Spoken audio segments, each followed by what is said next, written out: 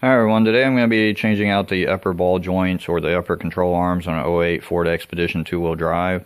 The first thing you want to do is lift up the vehicle and get some jack stands underneath it, and then you'll be taking off the tire on the side that you're working on. Then you'll put a jack underneath the lower control arm in order to keep tension on everything until you get the bolts loose.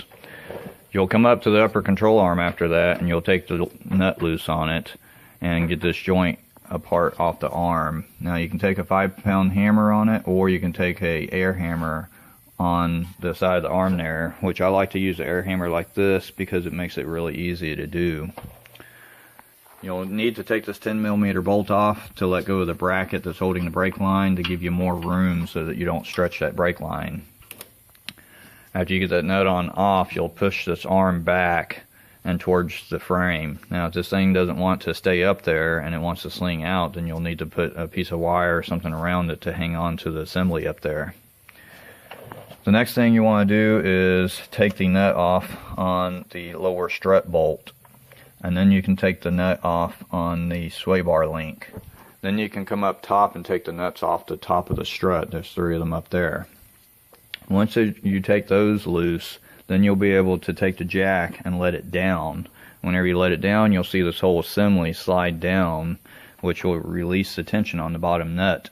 Now you'll have to let it down quite a bit in order to get the strut assembly out, and you'll be able to take the bolt out or knock it out pretty easily. Just make sure again that you check your brake line, that it's not stretching it too much.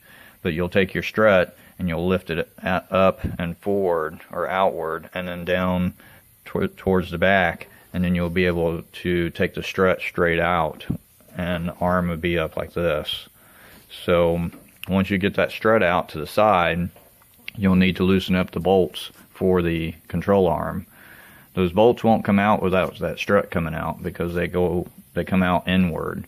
Now on the driver's side, you can't get a socket on the nut over here because the ABS module or the ABS motor is on the side over here, so you'll have to get a wrench on it.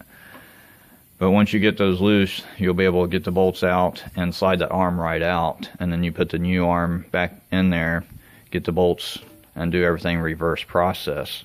Now once you tighten this up, you want it kind of even where it was before you loosened up those bolts, and then whenever you get the strut up on here, you can put the bottom bolt back in it first, and then you'll jack it up the jack, and you'll see that strut go up and just center it in those holes. Now once you get it up, centered in the holes and you have the tension on there, then you'll probably see that the sway bar link also raised. So you'll be able to put the nut on that, and then you'll be able to put the 3 nuts up top, and then you'll go ahead and put the nut on your strut and tighten everything up.